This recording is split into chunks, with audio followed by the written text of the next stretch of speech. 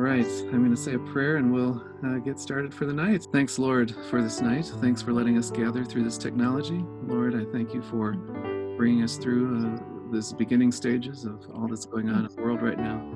I pray, God, that you would continue to be with everyone in every situation that's under siege right now, physically or virus-wise or natural elements-wise, Lord. We just trust you in all things, God. We know that you're doing great things during this time too, and we trust and pray that you would do great things to this writers group tonight. In Jesus' name, amen. Amen. Amen. Great. Good to see everyone. And look, we've got 16 going right now, at least by my quick visual. I've got a 4x4 on my window.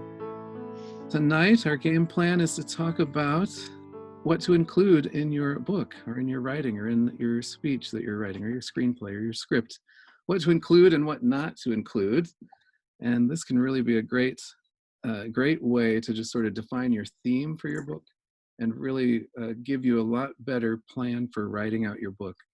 Because a lot of times new writers will have so many thoughts in their mind and so many things that they just want to pour out, and they just start pouring everything out, and then it gets a little chaotic in your mind as well as in your writing. So tonight, I'm just going to share a little bit about how I stay on the theme for some of my books and how that's helped me. Mary Falcons is here tonight. Mary, you want to say hi? Hey, everybody. And Mary writes devotional writing plus romance novels and inspirational romance. And she's going to share a few of her tips with us about that topic. And Kent Sanders, you want to say hi? There's Kent. I feel like we're in Hollywood Squares here. So.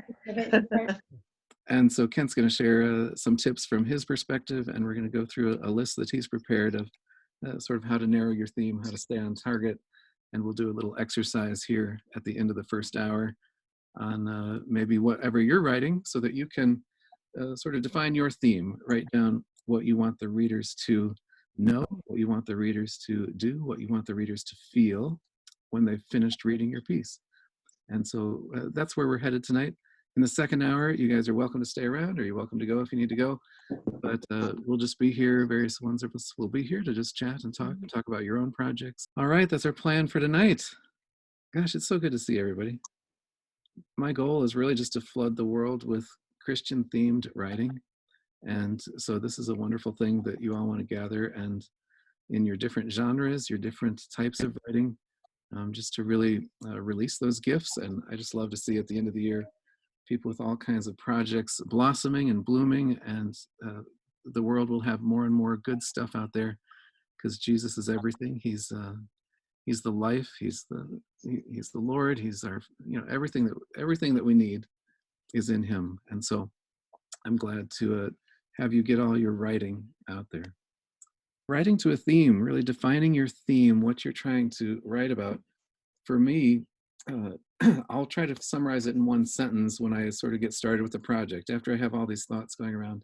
And I want to talk about 3 of my projects. One is this book, 50 Shades of Grace, which I wrote. It's more of a testimony book about my life and how God transformed my life.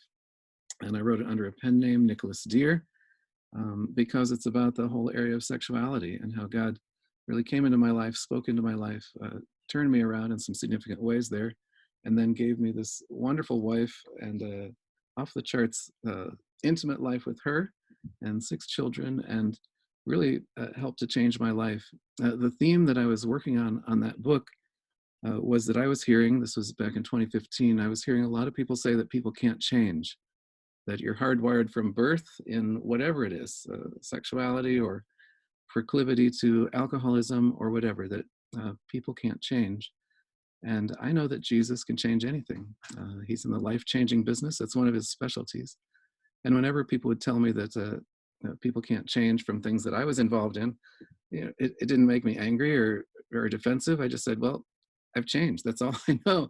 That's all I can tell you is that Jesus has changed me. He's totally changed my life. He's changed my thoughts, my feelings, my desires, my actions, my behaviors. And but I kept running up against people that felt that was not true, that couldn't be true, that couldn't have happened, they couldn't understand what I was saying. So I thought, well, let me write a book that talks about change. So my theme for the book was how people can change, how I changed. And so every story that I chose about my change was a sort of a before, and then how I met Jesus and how he changed me, and then an after. So the first half of my book is all just sort of the before, and I just went into my thoughts, my feelings. I described different encounters that I had with people in intimate ways that met valid needs in my life, but they were invalid in terms of God's eyes. And they were taking me down a path that wasn't healthy, wasn't good. And it was hurting people, it was hurting relationships, and it was hurting me. And then I met Jesus, and he really gave me a whole new mind, a whole new mindset, whole new outlook. And so I share how that came about. And then the second half of the book is all since then, and how just God has worked in my life. But there were a lot of stories that I could have told if you were just writing a biography of your life. I've heard the difference between a biography and a memoir is a biography is more of a narrative from the beginning to the end, from birth to death, or more of facts based. But a memoir has a theme. So a memoir has a theme that you're trying to get across a point in your memoir. So you select stories that help support that theme. And so that's what I did. So every story that I told in here was really supporting that theme. What was my life like before? And trying to give people an idea of what my feelings were like, what my attractions were like, what my interests were like, some of the factors that led into those and how they played out in my life. And then the theme of meeting Jesus. And then, of course, the theme of meeting my wife, Lana. And between the two of them, how God used both of them to really get me on the straight and narrow in a wonderful, wonderful, just off the charts, astounding way that I would never have imagined before. And so the whole book just goes from the beginning to the end, and it's all about change. So my simple tagline here was the bottom was, love changes everything. There was a big hashtag back then called Love Wins, which has some nice ring to it. And love, of course, it does win. Jesus is love. But I wanted to focus on hashtag love changes everything. And Jesus is love. So Jesus changes everything. Anyway, that's one way that having this theme helps define, helps you select stories. Another way that helped was just having readers read my book. And sometimes they would say, why do you have this story in here? Why do you have this story? And so it wasn't clear either in the way I was telling it, or it just wasn't a necessary story. It was off on the side. So getting that feedback from real readers, real life readers, and seeing if that theme was coming through or not, that was really helpful. A second book that this is one I'm working on this year, and I haven't finished it yet, but this is a little paper cover that I'm working on, and it's called My Stories of Faith. And on the back, it explains why I'm in my Mini Cooper here. It's called O Ye of Mini Faith.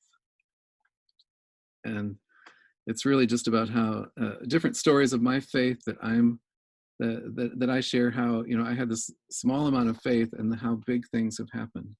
And the whole theme of the book is to share with people, inspire people that faith does all kinds of things. Faith brings life, it brings forgiveness, it brings healing. Whenever you put faith in Jesus, something amazing happens.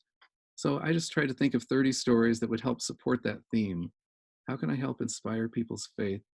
And so last fall during NaNoWriMo, this National Novel Writing Month, I wrote for 30 days and then some, but I just tried to write a story every day, something that I remembered from my life, where I put my trust in a supernatural God to do supernatural things, and he came through. And just by sharing some of those stories, I'm hoping at the end of it, I'm hoping to publish it here in a few months, self-publish it. And I'm hoping that will inspire people's faith at the end of it. So there are a lot of stories I could tell about my life, but all of these, the commonality is stories of faith. O Ye of Mini Faith. This is my second cover that I'm trying to design. I've painted a painting of my Mini Cooper and just calling it O Ye of Mini Faith. So I can't decide between the two. Maybe I'll publish both and people can have whatever cover they want. The beauty of self-publishing. I want to share a third story, but I'm going to save that towards the end of the hour. And that's a talk that I gave at an organization to their staff a few weeks ago. And just how I scripted out that talk and how someone came in and helped me define the theme for it. And once we defined the theme for that 15-minute talk, it changed everything. The talk was entirely different because everything was supporting what we wanted people in the audience to feel at the end, or know, or do.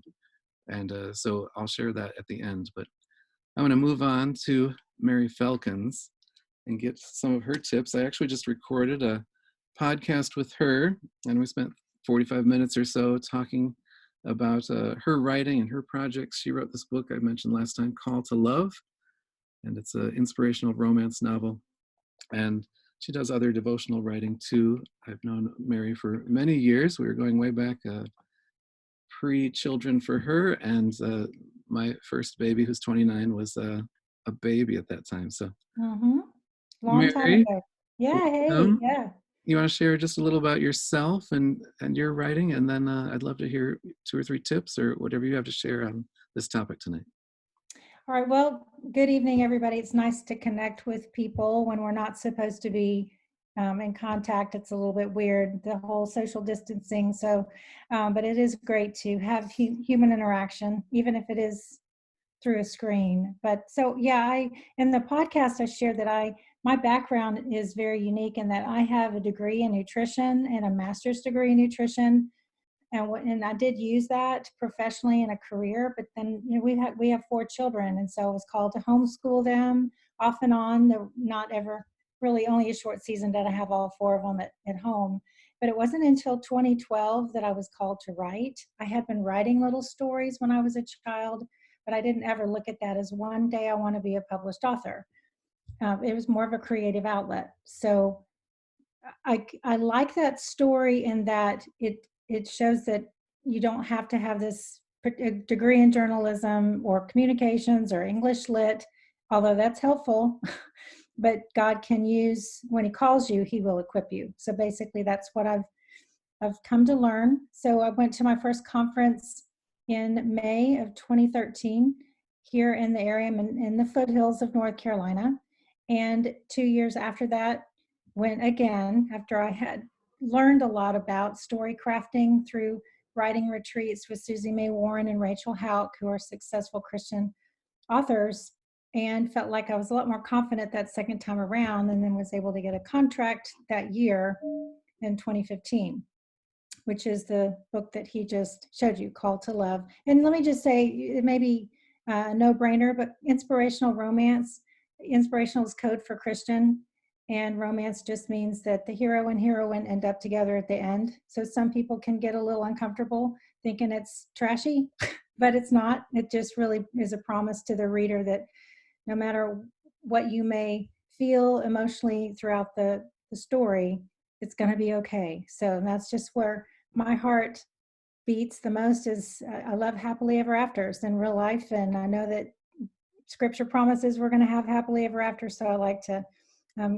just offer that encouragement and just a sweet, clean romance. So that's my story. Those are wonderful, thanks, and good definitions too of some of those things. And I love hearing your backstory too. Mm-hmm. Yeah, some tips. You've done a lot of research in writing, and then you've actually put a lot of hard work into writing, and had to throw out an entire huge book and start over again because you got some more encouragement. Right. And you're always learning. That's the point. You kind of want to get to a point where you think, okay, I finally get it. And I think that's a dangerous place to be. So it's better to say, well, what can I learn? What more can I learn? So one of the things that I didn't realize, I years ago it was recommended to get a book called The First 5 Pages, which is still a really good resource. It's somewhat dated, but the whole point of that is to say we need to get our readers interested within the first 5 pages. Not even readers, depends on your goal, publisher, editor, however it is, whoever you're trying to attract. But readers today don't have that much time. And so what I've learned through different online communities and writers groups is you have to hook them within technically even the first sentence. Readers will have grace for about 2 or 3 sentences. So you give a hint once you know the character really, really well and their backstory, and you spend a lot of time interviewing them, literally, then you have to put the the character in their story world right at the beginning, and they're living in the lie they believe. And so you give a little bit of a hint of that from the very beginning, enough to where a reader will want to read the next sentence, and then maybe they'll read the third and fourth and fifth sentence. But it's just such a society that you got to get them that fast. So And yeah. I'm interested to hear that. I haven't heard that. So you like interview your characters in your Mhm. head or on paper, and you write out what kind of Yeah, questions I'm you making that very sound very easy. It can take an afternoon. It could take days. It- And sometimes you just want, like I'm right now in the middle of a scene and I'm thinking, okay, let's just get in her skin. What would it feel like if you've just lost your bakery and you've just broke up with the guy you love, and you just, what are you feeling? And you kind of have to just sit and talk to yourself, but it's really your character. And then describe the scenery based on, maybe if it's melancholy or sadness, I'm not going to have it be a crystal blue sunny sky, so you try to reflect that a little bit in your writing. Not necessarily, but in a breakup scene I did have it start to rain. I mean, it's just symbolic. So but yeah, once I determine from their backstory and determine a dark moment story that creates a lie and a fear, then that's who they are when you meet them on the page. And that, bit in Christian fiction, the lie that they believe at the beginning, we want to replace with the truth taught in Scripture. So eventually they come to learn the truth through circumstance, through their external journey. So Wow. yeah, I didn't realize that you really don't have that much time because you want to say, well, just wait till the fifth chapter, wait till the sixth chapter, it really gets good. It's not going to happen. You really need to start sort of with that inciting incident, something, whatever that turning point is, or whatever that. What's the question of the whole book, maybe, or? Yeah, well, and even if I can just read the first three sentences um, from this. It says, Tracy Cassidy's life plan read like a doctor's script. Wear lead apron over heart and manage affairs on own.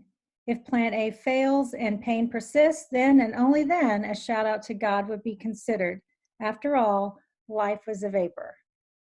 So we know that there's probably something medical about her. So she's an ER nurse, and we know that she believes life is a vapor. So why should I trust in love or answer the call to love when it's all going to be ripped from me? So it kind of makes you think, well, what's going on with her? At least that's my hope. That's my intention. So And I something like like the that. lead apron imagery there over her heart. So you sort of get that she's been hurt before, and she's not going to open it up easily. It's Right. going to be a long book. Mm-hmm. Yeah. Yep. So right, and then you just mentioned an inciting incident. There needs to be something that sets them on a journey. They can't just be milling around and in their area of competence. There needs to be something that ignites them, and you hope that you've created a relatable, sympathetic character that even if I've never been in emergency nursing or law enforcement, that I can relate emotionally to what it feels like to think everything's been ripped from me, or there's something that makes me want to cheer for her or help her along her journey. And I'd So love to that's another interject here element. too. I think this applies beyond romance novels. It applies to Mhm. your own life story, your memoir, Right. your devotional about a broken marriage. Hmm. So many different kinds of writing. You can Hmm. apply the same technique. What's the bigger picture going on? What's happening? What are they feeling? Hmm. Right. Sort of start with Mhm. that pain point at the beginning, and hopefully Yeah, solve it by the end. exactly. Very, very good too. And they have to have something that they want, a goal or some kind of a noble quest. And, in romance, it's easy to say, well, she wants to fall in love or he wants to get married. It needs to be something that'll happen. There needs to be something a little bit more tangible than that. And I'm acting like this is the law, like it's biblical. I'm just saying that this is what I've learned, and it makes sense when I'm listening to a New York Times bestselling author say, It can't just be they want to fall in love, then you got to sit up and listen. So I'm just passing on wisdom. So for her is to have her dream job in another city, to leave her place, their community that she's always known, and the pain and memories of her father, and live life on her own.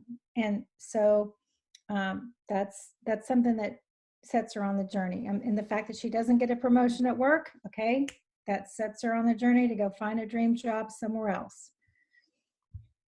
So that's part of what you're trying to do and plotting is determine what they want. And just the fun part is the transformation. Just like as a Christian, if I just tell you I love you, but you don't ever see any change in the way I behave, it's not believable. So if there's, you got to give them something that they can do at the end that they can't do at the beginning. And again, it can't just be fall in love. It needs, in this case, there's a horse on the front cover and it's very significant. The thing she can do at the end is ride this horse that reminds her of her father. It was a gift that her father gave her when she was young. And it's a painful memory and it belongs to somebody else. And she kind of looks at it from a distance and drives by the property every now and then. And it may sound silly, but the thing that shows that she's actually been healed from her lie is that she can get back on that horse again, so that we can see that transformation. We don't just hear about it. She's not just standing there in the pasture talking. She's actually gets on it and That's rides wonderful. And so many thoughts go through my mind of just my own story or other people's stories. Mm-hmm. I look around the room here and I see so many of you and your stories and how you've transformed in exactly those ways. And Mm-hmm. that's Mm-hmm. what you're trying to get to. That's where your goal is. Right. And I know for him, the hero, the evidence of transformation, he believes people can't change. That's his lie. And he's in law enforcement, so he sees same person he arrested yesterday is right back out on the street. So he has that law enforcement cynicism, but he's got an ex-wife and he is unwilling to let her have any time with his 14-year-old son. So what can he do at the end that he can't do at the beginning? Forgive her and ask for forgiveness and let her have time over a weekend with her son. So when you see that happen with his son, you realize that he's had a heart change first that enables him to act. And so, yeah, that's part of determining that at the beginning. Sometimes it changes as you're writing. We plot and we think we got it, and then our characters kind of mess with us and they say, no, I think they have their own opinion a lot of times. So, and I love this in characters, whether they're fictional or real, they have an I want statement, something they want, a dream. Most right. Disney movies, they have songs about, I have a dream, I have a dream. Uh-huh. They just are blatant about it. Here's my dream. They just put it right at the front. And then there's got to be some obstacles to getting to that dream and then fulfilling the dream at the end. So, Right. And not every story has a happy ending, but in Christ, you can have a happy ending still. It's not always the way you wanted it to end up. Sadly, my book ends, and spoiler alert, my wife dies at the end of my book, and that's the reality. But my faith in Christ is strong, and He's sustained us and helped us, and that's my dream too, is just have that peace that passes understanding in any circumstance. Absolutely. So we Right. do have the hope that not everyone has, but it doesn't mean that everything always works out in the end, does it? Right, exactly.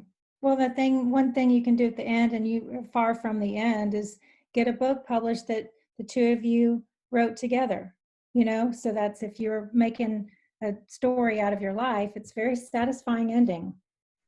So, but it's not over. But I'm just saying that's the kind of thing if I were writing a fiction. Talking about my St. Nicholas Yeah. book that I wrote with my wife, and Like, it's now doing some great right. things. So yeah, God continues to work. And We could pretend like the thing that he couldn't do at the beginning was to pick up that book and finish it without her.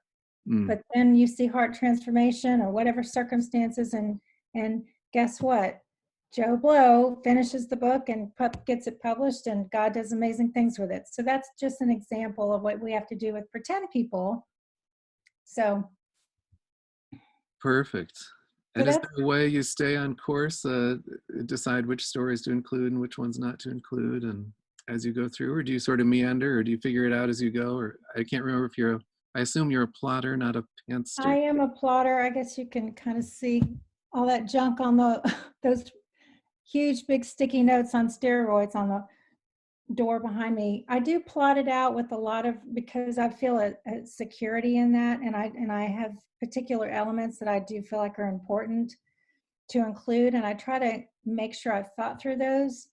But I have a lot of creative, um, a lot happens from beginning to end, and characters that I might, sometimes I'm writing and I'll throw a character in, and before you know it, the character gets louder and louder, and it ends up being a very strong secondary character that was just supposed to be a drunk guy on the street down the, in the French Quarter.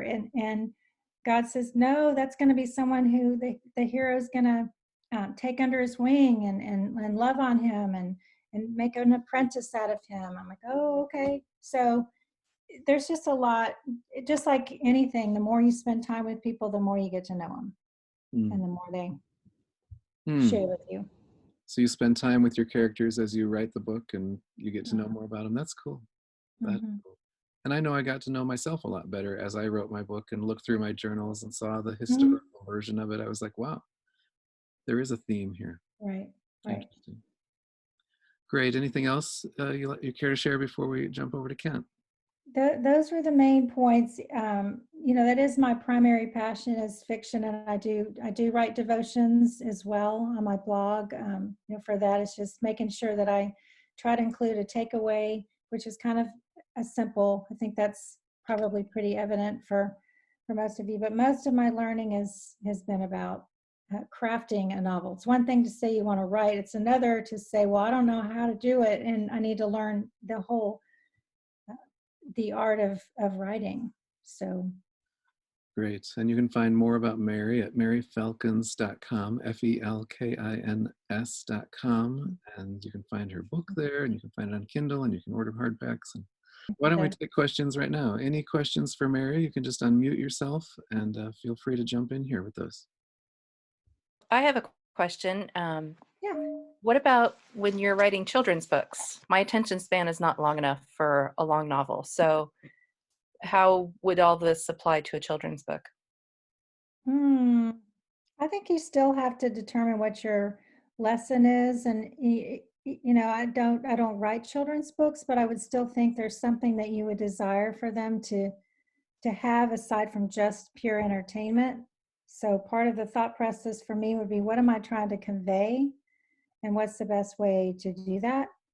And that may change as you're writing, but maybe it could be something that from the very beginning that does grab their attention. You also have illustrations that I don't have. I don't have the benefit of film or illustration, so I'm forced to limit everything that I'm conveying.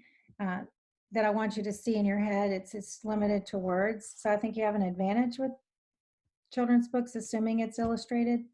But so some of those on a smaller scale, I would think still apply, and hopefully you have a good ending to it. Okay, thank you. Yeah. Thanks, Tanya. I have a quote here from John Irving, he's a plotter to the max. When I mentioned the pantster, we talked about that last time, someone who goes by the seat of their pants. But John Irving says, most of my friends who are novelists have told me that they never know the end of their novels when they start writing them. They find it peculiar that for my novels, I need to know, and I need to know not just the ending, but every significant event in the main characters' lives. When I finally write the first sentence, I want to know everything that happens so that I am not inventing the story as I write it. Rather, I am remembering a story that has already happened. The invention is over by the time I begin. All I want to be thinking of is the language, the sentence I am writing, and the sentence that follows it, just the language. That's one way to do it. Sorry. I have a question. What was the name of that book that you mentioned towards the beginning that you said was a little outdated? Oh, it's called The First 5 Pages. That's it. Thank you. And I think the author is Noah Lukeman, or Noah and Luke come to mind. It could be Luke, Noah, or something. It'd be easy to find. and it's packed up in a box in storage, or I would pull it out, but That's what I needed. Thank you. yep. Mhm. I have a comment.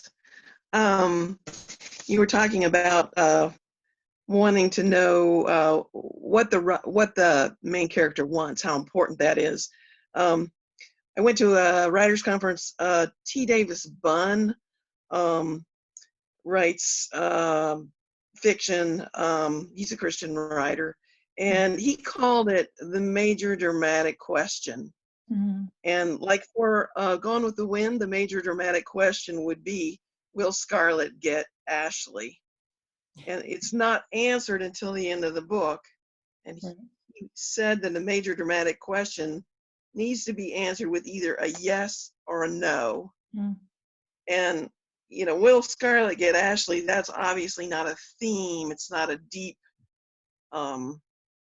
lesson, but it's that on the surface question that keeps the story moving along. That's good. Yeah, I think something similar would be the noble quest. Sometimes it just comes down to terminology, but that's good. That's a interesting way to look at it as well. And Cami, that's definitely the hook that keeps you there till the end. You gotta Mhm. find out. You want to Right. know, Mhm. Mhm. did they get it? Or did it work out or not? And we can come back to Mary here before the top of the hour, but I'd love to move on to Kent Sanders. Kent's been a friend for many years as well, and we enjoy talking about writing on a regular basis. And he had a wonderful list of questions for this topic that I love, but I just asked him if he could share a few tips that he's learned over the years just about writing and storytelling and staying on a theme. So Kent, whatever you'd like to share. Sure. The first thing that I wanted to mention before I get into just 4 super quick points. So you have to remember that in my day job, I'm a college teacher. So I always have an outline, and it's always probably going to feel like I'm lecturing. I don't mean to. It's like, it's a habit that's really hard to get out of. Plus I was trained as a pastor. So it's like double that impulse or whatever. So anyway, I hope this is helpful. But the first thing that I wanted to mention is, and I'm going to talk about nonfiction, by the way. I don't really, well, I was going to say I don't really write fiction, but I'm working on it. Eric has been a huge inspiration with that. Mary's been a big inspiration with that. So hoping to dive into that before too long. But I do want to address some questions that you can ask yourself as you're putting together a nonfiction type of a book. Before I do that, though, I do want to emphasize that you have something valuable to share with the world. There's knowledge that you have. There are things that you know. There's wisdom that you have. There are experiences that you have that other people need to know about. You don't need to have a college degree. You don't need to have a special title or some special job or some special role in order to share your wisdom with the world. So I want to make sure and say that up front because I think that's really important. Because a lot of people don't feel like they know enough or have enough experience or knowledge to write a whole book about. But I promise that you do. You really, truly do. And the second thing that I want to mention before I just go through 4 quick things is that I want to encourage you, because most of us have some downtime at least for the next couple of weeks. Hopefully no longer than that.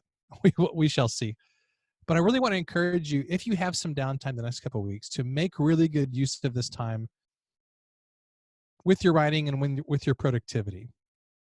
It's really, really easy in this kind of a time to just sit back and binge Netflix and just be consumed with the news and worry and stress and all those things. But imagine where you could be 2 weeks from now. You know, if you really just kind of buckled down and got some writing done and made some great progress toward your goals. So that's an encouragement to me as much as anybody else. So what I want to do is go through That's wonderful. 4 Thanks. questions. That's a good Go ahead, Eric. That's a good reminder. Thanks. And Kent's very good at time stacking, habit stacking. He can squeeze in activities in the smallest little space. So now he's, a lot of us have some big open spaces. So I think take advantage Yeah, of it. definitely. Mm-hmm. I'm good at giving the appearance of being productive. There is a difference. I try to be productive. So I'm working on my next nonfiction book. The main theme of the book is, and I don't have the final title or the outline or anything done yet, but I'm working on it right now. the theme of the book is how to be more productive and how to be smarter with your writing, how to do it faster, how to be more organized, how to get more writing done, how to repurpose your content between things like blogs and social media and books and articles. And those are going to be some of the things that I'm addressing in this book. So this week and next week, I'm working on the outline for the book, and then I'll dive into the writing. Also, a couple weeks ago, I sent off a detailed book outline to a client for a book that he asked me to work. He gave me the seed of an idea, and I put together a detailed outline based on that idea. So I've sent it to him. I think we're going to move ahead with me ghostwriting that book, but I've got to wait until this whole virus thing dies down before we probably can move forward on that in a few weeks. So the 4 things that I want to share with you, I'm using these exact 4 questions as I'm going through my own book process and also the process with this client. These four questions have been really helpful to me, and I think they'll be helpful to you as well. The first thing is, and all these things are helping you to develop a vision for what you want the book to be and are helping you to develop content for a nonfiction book. The first question is, what do you want this book to do for you? And that doesn't really have anything to do with the content necessarily, but I think it's important when you write a book to be clear on what you want from this experience. Do you want it to sell, is your main thing to sell copies of the book? Do you want the book to lead to things like speaking engagements or coaching or consulting things? Do you want people to be part of a program that you have? What is it that you want from this whole process? I think that a lot of times the reasons that writers sometimes get very discouraged is because they haven't really set up clear expectations for what they want when the book comes out or what happens as a result of the book.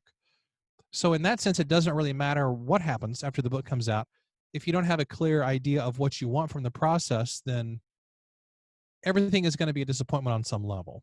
So I think it's clear up front to have an idea of what do you want this book to do for you. And by the way, there's nothing wrong with wanting to make money or make revenue from a book. That's in fact a very good thing. But if that's what you want, just be clear in your own mind that that's what you want. And if that's not what you want some other measurement of success, then that's okay too. For me, I think it's important to figure out what you want on the front end so that as you craft the book and as you go through the process, then you can just know where you are with all that. So that's question number 1. What do you want this book to do for you? Question number 2, 3, and 4 have to do with the actual content of the book. And these are just kind of brainstorming questions, but for me, they're really helpful. So the second question is, what do you want the reader to know at the end of the book? And this is where you're just going to sit down and brainstorm. Here are all the things that I want my reader to know at the end of this book. And you just go through and make a list. Brainstorm as many possible things as you can related to your topic that you want this reader to know at the end of a book. For example, if you're writing a book on health or weight loss, one thing that you might want them to know at the end of the book is 10 steps to losing weight, or here are some resources to help you lose weight, or here are things to avoid if you want to lose weight. Just those kinds of things. If you're writing a book on like growing a business, maybe you would want them to know at the end of the book, here are steps to help grow your business in 5 minutes a day or 30 minutes a day or whatever it is.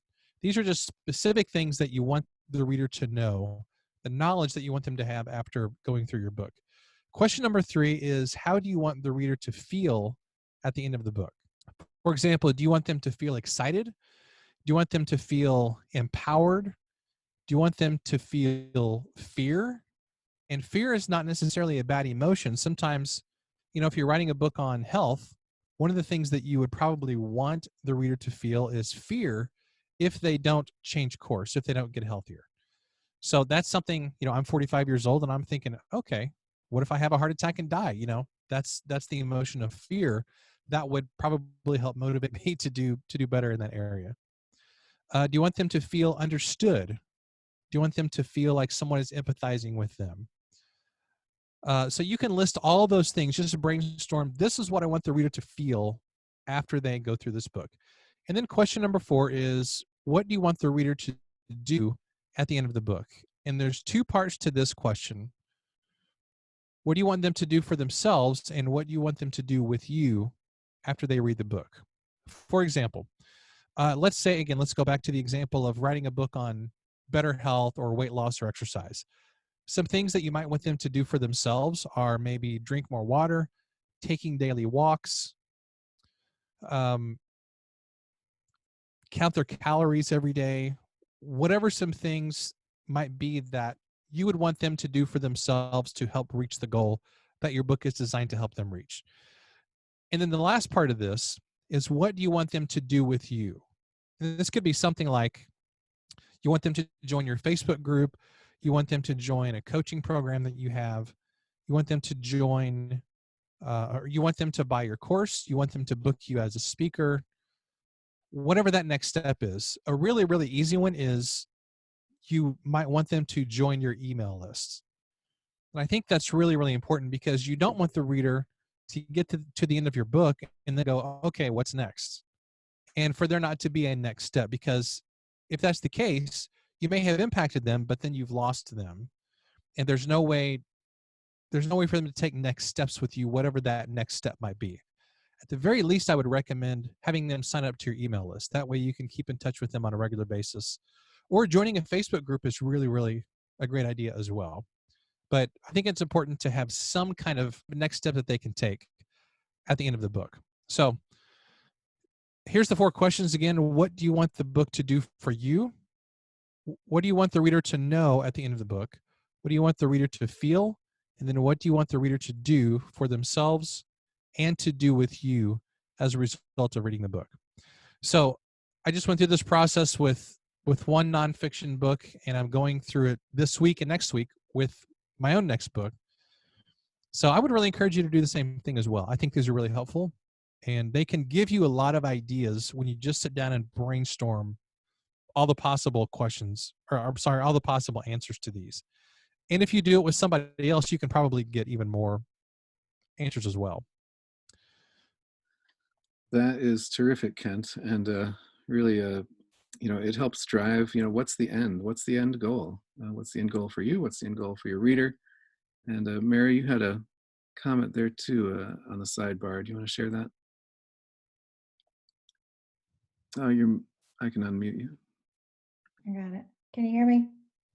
Yep. About readers wanting to know that we care about them. Yeah, the point about getting them to sign up for your newsletter, whatever, just to really, I'm finding it's important to try to have interaction and really get to know readers where they are, just like we would with our friends. I don't want to have a subset of, these are readers over here, and then this is the rest of my life, that they really are individuals, and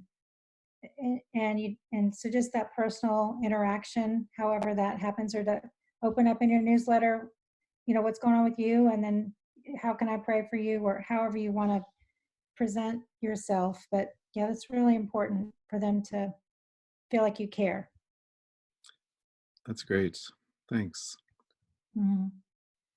And I'd love to do a little writing exercise right now with your own writing project, sort of based on these questions or some of the other questions that you've come up, something that would help you define your theme. If you have a question for Kent right now, as we move into this, you can ask your question to Kent too, or if you want to clarify. But if you think about your own writing project or your book, or whether it's long or short, it's I'll share at the very end of the night a 15-second TV spot that I just wrote this weekend, and we filmed at our church, and we're going to start showing tomorrow in our local TV programming. And 15 seconds is a very short time to get your message across. But everything that we talked about tonight was, right on. I mean, you just have to know what is your end goal? What do you want? How do you show you care about them, et cetera, all those things. So whether it's 15 seconds or 1,500 pages, the same thing applies. What's your theme? Kent, any words, or any people have questions for Kent? But Kent, if you have any kind of activity that we could maybe focus them on here, and you guys could write just for a few minutes here. Yeah, I would say choose one of those 4 questions, and just take a couple seconds to jot some answers down. It's surprising how little time it actually takes when you just sit down and just go, okay, I'm going to do a brain dump on these questions. Yeah, my example again, I just wanted to let people know change is possible, and then I wanted people to take steps toward change in their own life. And then I took 200 and some pages to do that. But you can write it quicker.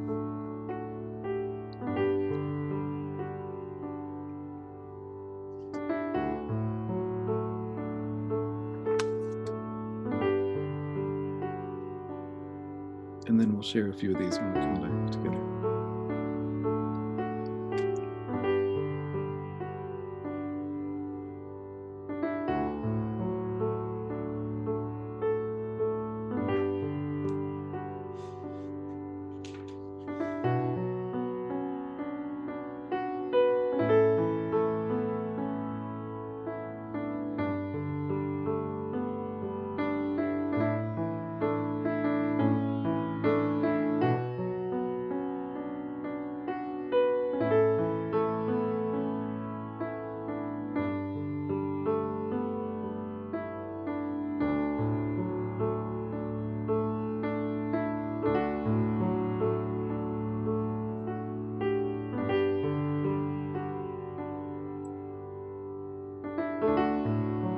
If somebody's finished, if you'd care to share yours, I'd love to hear some of your thoughts.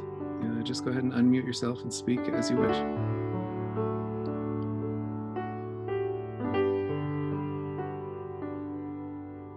The rest can keep writing. Okay, I'm gonna go ahead and share because it's getting close to time and my sweet husband's waiting for me to join him. Please on the tell your sofa. sweet husband hello, and we are so thankful that he would share you with us for an hour. I was thinking about what I want my characters to know. One of the books that I've also read, this is a craft book, The Emotional Craft of Fiction by Donald Moss. So I recommend that. He talks about how really, really important it is. Yes, we have to plot. We need to have this building blow up or this happen or that happen, but it really needs to be an emotional journey for the character. What I want for them as they're turning pages, wanting to know if it's going to turn out okay, just building that tension, is also to turn over pages in their heart and ultimately come to know the heart of God a little bit better. I could just water that down and say I want them to know God better, but I really want them to know the heart of God. That you believe this about yourself, but that's not true, and this is what God says about you. So, and it doesn't necessarily mean that they have to follow the same emotional journey that the character's on, but it's an invitation for them to be on their own emotional journey, and ultimately, hopefully, they'd be healed and restored in some areas of their life. But just to change what they're believing that's not true, and be transformed with truth. But just to know the heart of God. That's beautiful. What I would desire. And you may not ever hear back. If you connect with your readers, then you can invite them to share that. But sometimes we may not know the impact of what we've written unless we ask or it's offered to us. And Mary, thanks so much for coming tonight. I know you need to check out here. Maybe we can just wave our goodbyes. You can stay as long as you want. But Wash your thank you hands. so much. Visit maryelkins.com. Yes, you can sign up for her devotionals. They're beautiful too. And just get connected with her. And my podcast with her will be coming out in the next few weeks. And you can find my podcast on YouTube if you go to ericelder.com or ericelderandfriends.com. That'll take you right to my YouTube channel. And if you hit subscribe, you'll be able to keep hearing all the podcasts as I interview people outside of this group. So, Mary, thank you so much. Absolutely. Good night. Good night. Thank you. Thanks. Others care to share your one sentence or one thought about your project? Eric, Joy? can you hear me? Yep. Okay, I have earplugs in, so I can't believe I'm getting the confidence to talk, but that's because of what Kent had to say. I think you told him to say that, didn't you? Just for me. So I really appreciated that because I have loved to write since I was little. I used to write poetry, and I never really considered myself a writer, but God has been prompting me for years now, and mine has to do with, it's a story for my mom, but I took these 4 things that Kent listed out here, and mine is about, my mom back in the 60s was mentally ill, and they did not know how to treat mental illness at that time. And if it's God's will for this to become a book, that's great. But my hopes are that if there's some other people out there that have experienced this, that they can find some relief. And that's really my intent. So. That's a great summary there, just that people would find relief, and just by telling this whole story, but it's all based in a time period and a certain condition and how it affects people. But I love that, just to help others find relief. Thanks. You know, I have a new button here that I really would like to try out. I don't know if you guys are game for it. It's called Breakout Rooms, and I can split you into groups of 4 each or 5 each, and you can share with each other, and then we can come right back together in a little bit. But anybody willing to try this? And that way you can talk just a little bit amongst yourselves, and we'll see if it works. I'm going to push this, and then after you share with each other something of what you want to share of your one sentence here, we'll come back together and talk a little more. That was cool. That was cool. Thanks, everybody. I haven't tried that in real life before, so I hope your groups were okay. It was too short. Too short, I'm sure. We had the best group. Someone want to share one thing from the best group? What's one thing that you shared in your group? I'll share real quick. So there were 4 of us in the group, and everybody had several really tangible, valuable things to share. So, which proves to me that it doesn't take a lot of time to really think through these things.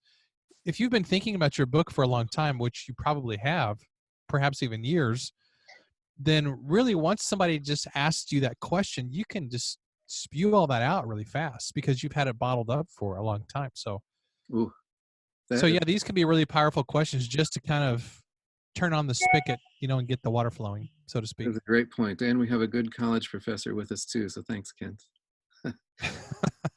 By the way, you can find more about Kent Sanders at kentsanders.net. You can sign up for his podcasts. He does a podcast called Smart Business Writing. And Kirk, you said you've been listening to those. Have you liked those? Yeah, I do. Oh, cool. Thanks. My website is still .net. I'm sorry, kentsanders.net. Yeah, I was just going to say I'm on a time warp from the 1990s, apparently. So somebody owns the .com version out there somewhere. I'll get it one of these days. Great. Someone just asked to buy my ericelder.com, a different Eric Elder. Oh, I don't know if I could sell. Oh, I threw a price out there. I said, hey, for this, I'll sell my name. No, but I'd like to keep it if I could. How about another group? Someone else from another group want to share one thing from your group? Well, I'm very encouraged to go ahead and finish my book now. It's been a long time in the background, and as I was sharing with the group, I shared my main character. It's a biography, and it turned into a drama, which I've been able to share with different ladies groups, but now I can finish the book. Oh, nice. Wonderful. Thanks, Verna. Thanks for joining us too. Someone else from another group?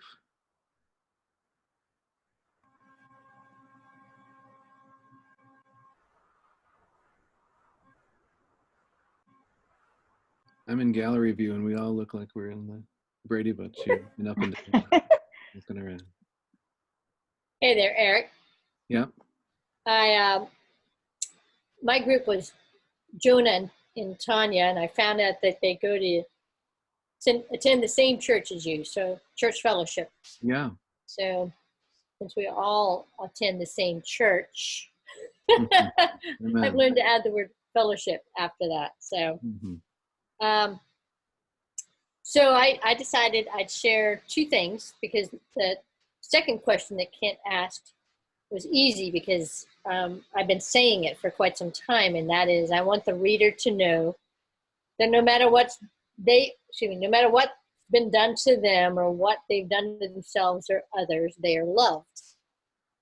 And the title of the book is Loved You Are. And you know how if you want to slow down the sentence, you can put a dot or a period. So it's loved, period, you, period, are with an exclamation mark. So Loved You Are. That's the title of the book that came to me a couple of weeks ago. Hmm. And my memoir title that I just got the edits back from my developmental editor a couple of weeks ago is Loved I Am. So that comes from a story. I didn't even know what the title of the book was until I'm in the middle of that story, right? Mm-hmm. But what I wanted to say to Kent, and if Tanya wants to mention this, she can. If not, I just know that we both said number 4, what do I want the reader to do? What a great question. And I wrote, I want the reader to reach out to safe people. I will have discussed through this next book. This next one is more of an interactive book where they're going to be writing down what's going on in their life and what actions they might want to take. And so so if I had to say it in one sentence, right? I want the reader to reach out to safe people so they can begin developing safe teams. Because that's what I teach on all the time. Because without safe teams, people cannot thrive. Without those safe people and specifically safe teams, they will not be able to do what they want to do. And that is to get out of that pit of muck and stuff and onto that firm rock without falling back into the pit over and over and over and over again. So there you go. Thanks for letting me share. It's great. I think the right question can really define everything, can't it? Definitely. Anyone else care to share?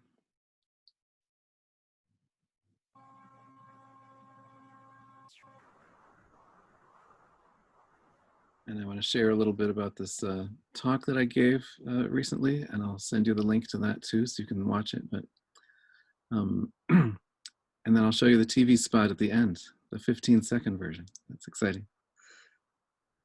I gave this talk to Samaritan Ministries. They're a Christian care meta-share type of ministry where everyone shares health insurance needs. Oh, And so in their particular version of it, the central headquarters sends you someone's request, and they say, so-and-so has a broken leg and has some medical bills, and can you send your share this month directly to them? So I write a check directly to them, put it in a letter with a card, and say, oh, I'm so sorry for your broken leg, John, and send a check. And so, it's one of those things where I wondered how this would work on a big scale. And when I had heart surgery last year, and the bills started coming in, and it was $100,000 in the first week or so, I thought, wow, how is this going to work with all these people having to send me checks? And it worked. And 10 months later, $160,000 all paid. 220 people sent me checks and sent me cards and sent me PayPal deposits, and it covered all my medical expenses. And it was just so wonderful that I just wanted to tell somebody thank you. And so I went to a banquet they had and sat at a table where I happened to sit at the speaker's table, didn't know that, and got to share that story with one of the main speakers. And he said, could you come share that with the staff of our home ministry? Because they just love to hear how their ministry is helping people in ministry get back on track, because they really cater to a lot of people in ministry, missionaries, pastors, as well as just the general public. So anyway, so I shared at this event, and they wanted me to talk for 15 minutes. And so the organizer of the meeting said, could I meet you at Woody's in El Paso, and we just go over your talk? He plans out every minute of this hour-long talk because there's 400 people there and they want to maximize their time. So I shared with him various stories that I could share, the things that I just shared with you, and other things about the surgery and different things. And at the end I said, And by the way, I'm filming this ballet based on this book about St. Nicholas that I wrote with my wife, and it's been a 25-year project, and we filmed it last Christmas, and I just wanted to this ballet version of the book, and I just edited one scene of it for 2 minutes. I wonder if you'd like to see it, and I showed it to him, and as soon as he saw it, he said, "All right, we're reorganizing your entire talk. Everything is about this St. Nicholas show and how you have been working on this for years and how you were just moving along on it, and then you had a tragedy and your wife passed away, and then things went up, then they went down, then they went up, and by the end, you know, you're about to film it, and then you have this heart issue and this medical condition takes you down, and it might never happen, it might never come to life. But because of the care and prayer and people and all the support people and staff, I was able to get back on my feet, film the show, and here's a clip from it. He said, if you do that, the people are just going to be jumping out of their seats at the end because, you know, because you're meeting such a need in their life, because they just need to know that what they do matters. And you're showing them that by helping people get back into good, healthy positions, they can, you know, they really make a difference in the world. And so I did exactly what he said, and we mapped it out and just went through stories, all the stories that I told him, and we cut stories that didn't have that goal, and we added stories that did. And he said, make it go positive, negative, positive, negative, positive, negative, and they get bigger until the big health crisis and then the big victory. People jumped up and gave a standing ovation at the end of that 15 minutes, seeing that clip, and they just came up and there were tears. It just, I work in accounting and I never get to hear these stories. They just were like so inspired. And, you know, I'd like to think it was, you know, by a great whatever, but there is something about compelling storytelling that really helps. And it has that I want statement at the beginning. I want to make a movie about this man who lived back in the 3rd century, and I want to inspire people in their faith, and just that whole noble quest. And by the time, you know, and the movie's not done, so it's still in progress, but you can find that link. You can watch that 2 minutes, actually not the 2-minute clip, you can watch the whole 15-minute talk. It's a Samaritan Ministry thank you, but go to ericelder.com and you can pull that up on my YouTube channel and watch that. But I think you'll see just how that storytelling works, and this is in your same thing too.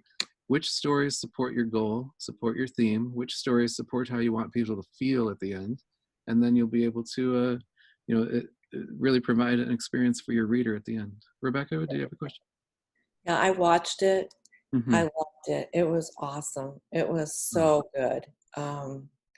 I would have been one that would have jumped up too. I gave you a standing ovation, but it was so good. And now that you're mentioning that and how you outlined that just now, that's how, you know, in that storytelling, because you did a fabulous job in showing your heart and your love and how much they supported you and how much it meant to your life. It was amazing. It was really good. Thanks, Rebecca. And it's not manipulating the audience. No, it's just bringing out the story in a way that helps people understand really the significance of it. It's very good. I've heard in a book called Story by Robert McKee, M-C-K-E-E. That's one of the best storytelling books I've read. He just talks about the basic needs of a story, you know, to make it compelling, and how someone could have their aunt just died over the weekend and they're standing around at work talking about these things and this horrible tragedy, and everyone's just bored to death listening about this you know, person who died. It's such a big story, but the way they told it. And then someone next to them starts talking about dropping their lipstick on the bus, and it rolled this way and it rolled this way, and everybody's in stitches by the end. They're all moved, they're crying, they're laughing, you know. And it's not necessarily the story, but the way you tell it sometimes. And so what was the name of the book you just mentioned? Story, S-T-O-R-Y. That's all the title is, by Robert McKee, M-C-K-E-E. Kent, is it, or E-Y, or E-E? Yes, M-C-K-E-E. Okay, And thank you. Storytelling conferences. I think Kent probably told me about it years ago. And that's how I wrote the St. Nicholas story too. I just had scenes. He says, no scene that doesn't turn. And it's the same for all kinds of books. It goes from positive to negative, negative to positive, positive to negative. It doesn't always have to be in rhythm like that, but no scene that doesn't turn. There always has to be something advancing the story, moving the story forward, back and forth. It's that back and forth as it gets bigger and bigger till the great disaster, and then it makes the climax so much better. A good story isn't always a good life, and a good life isn't always a good story. So I'd rather have an uneventful story, an uneventful life, than just enjoy. But with God, it can be a great adventure. So great. Other thoughts or questions? And then I'll show this 15-second clip at the end. I wanted to say something. I love what Kent had to say when he said, I have something valuable to share with the world. I remember a pastor saying something similar to that about a year ago about how everyone has a story to tell.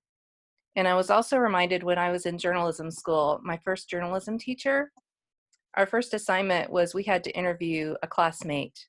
And he said, if you can't find something interesting in that other person, you're not looking hard enough.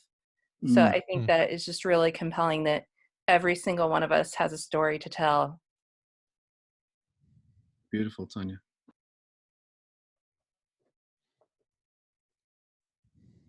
Others?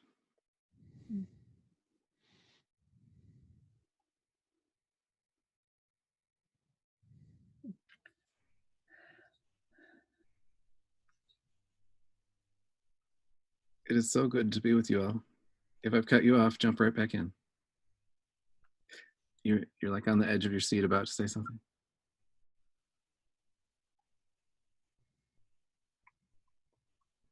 No, okay.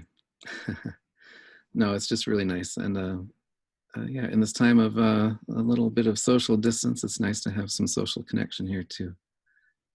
And take advantage of this time, as Kent says. Just dive in and write as you can. And even if you feel swamped, a little bit of writing every day will go a long way. I think one of the keys to set this up, this little 15-second spot, is a quote by Dennis R-O-C-H. I'm not sure how to pronounce the last name, Dennis R-O-C-H. He says, if it takes a lot of words to say what you have in mind, give it more thought. And then Blaise Pascal said, I have made this letter longer than usual because I lack the time to make it short. It really doesn't take long. I mean, you can write a lot of words, but it takes a long time to distill it to the essence. Kent, we'll see you. Thanks so much for coming. I see you're checking out here. All right. See y'all. Thanks so much. All right. Thank you so much for being here. And so we had wanted to do some 15-second spots on television in this local 10-county area to say, hey, click on our church website and watch our service live. We're going to run it on Sunday mornings on ABC and NBC and 2 other stations here locally. And so this summer we were going to plan this big campaign for the church, and I'm the online campus pastor at Eastview, so I was in charge of this campaign about how to get more people to watch and be changed by the message of Jesus. And everything got accelerated this week, and on Friday morning when everything changed here in town and for our church, and they said we're taking our entire church online on Sunday morning entirely, and we had over 11,000 people watch online on Sunday. Just never before happened, unprecedented. And they said, we want to accelerate that project, Eric, and we want you to, if we could film those commercials, if you could write, the senior pastor said, if you could write me 3 15-second scripts, and I'll film those right after the service on Sunday. So he just wanted some ideas, and I thought, wow, what can he say in 15 seconds to get people motivated enough to click on a link and to come to watch our service live right then while they're watching, whatever news program they're watching. And so I just wrote down three short scripts, and he recorded all 3 word for word. He said, those are gold. I'm going to use them just like that. And so this is spot number 1 that I'll show you here. Hopefully you can hear it. If not, I'll read it to you again.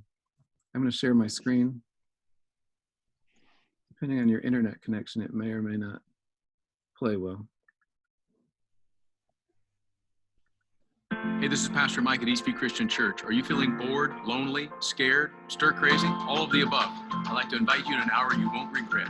You can join us live right now online at eastview.church/TV. Hey, this is Pastor Mike at Eastview Christian. So I don't know if you could see that there, but just the idea was just to say, hey, are you bored, lonely, scared, all of the above, stir crazy? Why don't you come watch an hour you won't regret and join us live at eastview.church/TV. So we filmed 3 of those, and they're going to start airing tomorrow. They found some free spots even for us starting this week, and so that people can watch our videos on demand and every week's sermon. So that's going to go out to tens of thousands of people starting tomorrow. But man, it's hard to write a 15-second script. And to distill what your essence is, and each of them is a little bit different, but I think you really can get a message across, and you can make a difference, whether it's a 15-minute speech that you're writing, or a 1,500-page book, or a 15-second script. God can use every single one of those words. So I just want to encourage you, pick your theme, stick to it. Figure out what your readers need and what you want them to think and know and feel and do at the end. Show them that you care about them and change the world. Awesome. Thanks, everybody. I just have one thing I wanted to say. Can you hear me, Eric? Yep. Okay. I mean, maybe everybody already does this, but it just keeps coming in my mind, and so I think it's something I should share. And that is Psalm 19. One day I was going through my Bible, I was going to go to Psalm 91, but God stopped me at Psalm 19. And Psalm 19 talks about basically how all the words are, floating around in the heavens, and how God basically, my interpretation of it, how God assigns those words at His will to people. Like He tells us, there's a scripture that says that we're not supposed to plan what we are to say when He brings us before kings and authorities, because He'll give us the words. And God assigns our words based on, the situation or the need. Well, it also occurs to me that if we need the words for something we want to write, all we have to do is ask God for the words. God, please, what are your words? What would you like me to say? What do you want me to write? And I do this little project thing for special events. I call it penny projects, where I save a penny. Like, for instance, my sister's 65th birthday. She was born in 1954. I save 1 penny from every year, from the year of her birth till her 65th birthday. And then I ask God for the words for the poem that He wants me to write for her 65th birthday. Then I write the poem, and I buy a picture frame with a mat, and I border the poem with those pennies from 1954 through whatever the 65th year, the 65th birthday. I wrote one for my mom's 75th birthday, my in-laws' 50th anniversary, my 2 brothers' 60th birthdays. And now sometimes it's like I'm thinking, what are the words? I can't think of them. As soon as I sit down and say, God, what are the words you want me to write? What are the words you have for this person? I mean, I write the poem like in 5 minutes. And prior to that, I have no words. I can't put it together, And I just kept feeling like I should share that, is that if we trust the Lord and know that He is the breath of life and all things for us, then if we trust Him for the words He wants us to write, all we have to do is ask Him, Father, what are the words you want me to write about this? How do you want me to explain it so people hear what your message is? That's beautiful, Connie. And Michelle, that was your exact question, wasn't it, Michelle, when you shared earlier? I don't know if Michelle's still on there, or maybe she's muted. I'm going to unmute you, Michelle. Figure out how to do that. There you go. Yeah, I was typing to Rebecca, who was in my group. Can you guys hear me? Yeah. Okay. I was experimenting with the chat thing. Oh, okay. But I was just saying on a side conversation to Rebecca, I can't believe these are the words coming out of her mouth, because that's exactly, I'll just full confession. I wasn't even sure I was going to come to this meeting tonight because I was afraid of how to use Zoom. And then I was playing around with it, and Eric caught me. And I was like, oh no, he knows I'm here already, and now I have to stay. Now you're in. Yeah. I'm Committed. And- Yeah. And then, I break out into this meeting, and then I didn't know what to say, and Fawn didn't know what to say. So I was like, okay, I'm not the only one that doesn't know what to say. And all I had done when you made us do the little exercise was literally wrote down on my book, God, I don't even know why I'm in this meeting for sure, but what do you want me to say?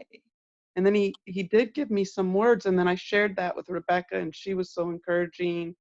I just had to say, God is so amazing. We all know that, but I'm just gonna put it out there. Do you mind sharing those words, Michelle? Oh, sure. This has been an amazing 2 hours, just saying. So my question was, what do you want me to write about God? And the words that I feel like you impressed on me were, the first one that came to mind was freedom. That was very clear, I guess I would say, a clear impression.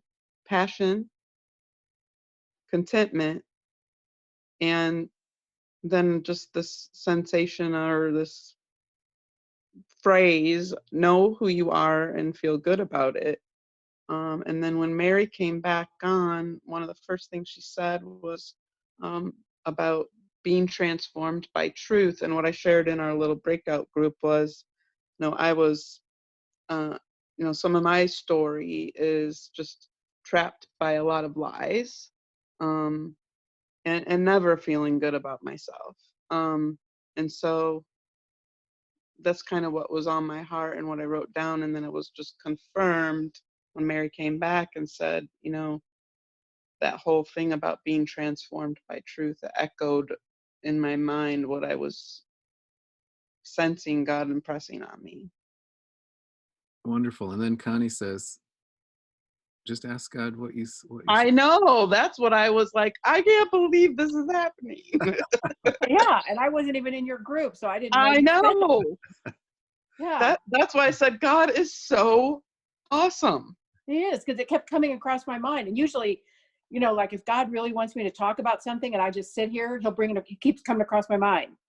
Like, the same topic, he keeps, or the words or whatever, and it's just like it kept coming across my mind. So I'm like, I know God's trying to tell me that I need to say this, So I also wrote down in my little book that as soon as we're done with this meeting, I have to journal on this meeting. It was amazing. Great. Yeah. Great. Yeah. Thanks. Anyone else have anything they want to share before we wrap up in a prayer? I'm just thankful that God gives us a new perspective when we sit down again, and then there's a break, and then again, and there's a new perspective. It's like you see your own writing with a different set of eyes and a different mind. If we didn't have that, I would give up. It's just, if there's something that's on my heart, or I have a passion for it, and I can't get it, it just doesn't come.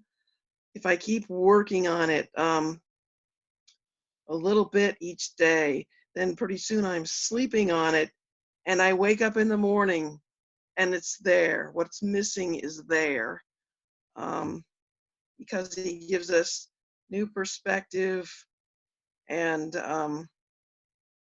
just, is faithful to give us those words. If we're faithful to trust that he's there, and that he's there helping us, as writers, if we feel called to be writers. I think the greatest joy I have in writing is when I'm writing a piece, when I'm at the end of it, and that last word, that last sentence comes out right, I can almost jump out of my chair, because it's just, it just fills me with joy. And I have no control over how anybody else is going to receive it, or how far it's going to go, but I just know it's what I'm supposed to do when he fills me with that kind of joy at the end of me being faithful of writing a piece that he's given me to write.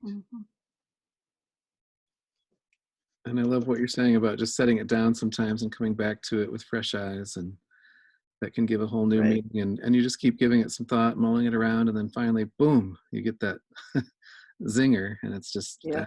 that's wonderful. Jonah, he's our fantasy writer over there. His brother Noah's been helping me with editing my movie of the St. Nicholas, and he told me, you know, just set your scene down for a while, get it to where you want it, then set it aside for a while, then come back to it, and you might have a whole different way you edit it. And he was just talking about the number of times that's happened for him, and I think that's part of the creative process, is working on it, set it aside, come back with fresh eyes, ask God, you know, and then you come to something that's just phenomenal at the end. Joan, I scared you there. You thought I was going to call on you, but no. Oh yeah, a little bit. You're welcome to share if you have something to share too. I guess I'll just add to that. I was aware that Noah had been doing that for a little while. He's got a lot of projects that he's working on. He's got like 3 short films that he was doing through school. And he just, it seemed for a while that he was just working tirelessly on all of them. He said he edits for like 50, 60 hours a week, and he's got a job on top of that. And so it was just a lot to handle.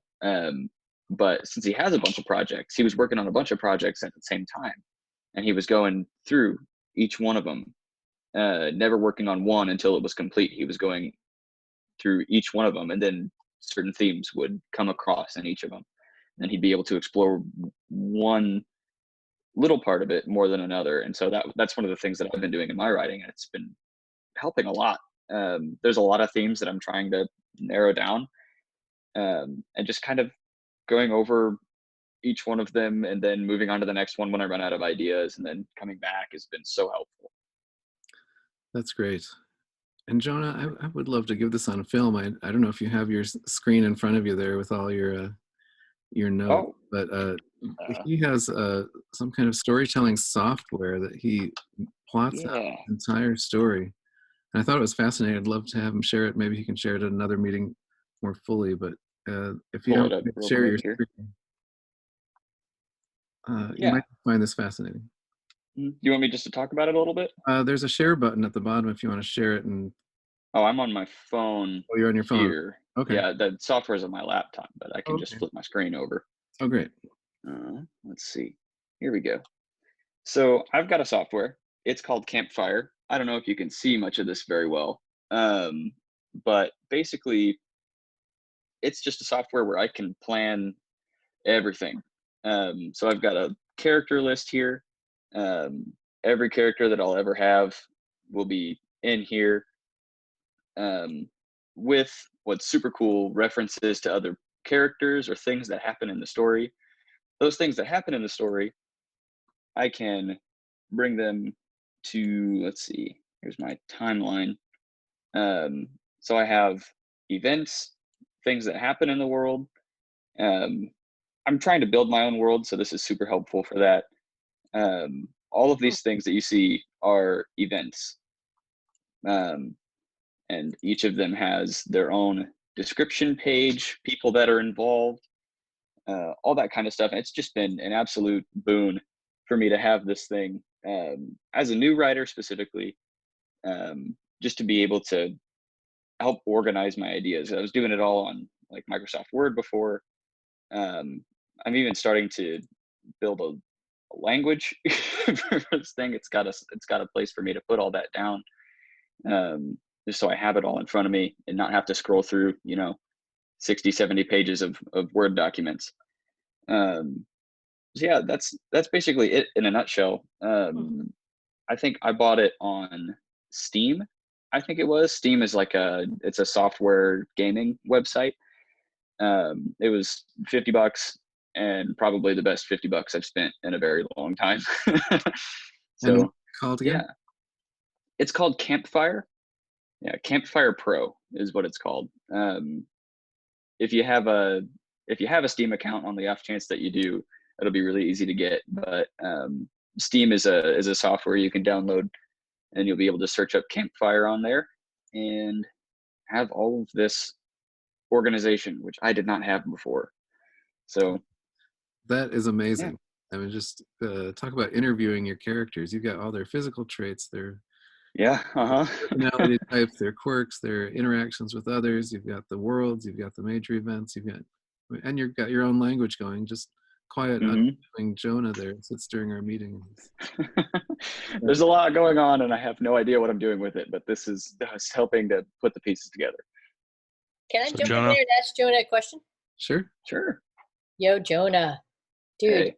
Okay, so with that, would Campfire also work for nonfiction?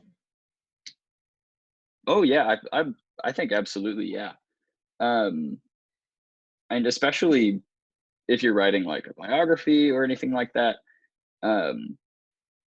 even though I have like made up characters and all of that, you can put people, just organize them by names. And then wherever that name pops up, anywhere in this software, you can have a link to it. Just go to the character page and then link right to that event, have a description of that event. It's all very well thought out, at least to the extent that I've used it. But yeah, I mean, it's just a great organizational software is what I've gathered. Right. What kind of a learning curve was it for you? Pretty steep, or was it pretty intuitive? Like in terms of the software and how easy it is to use? Yeah, for you.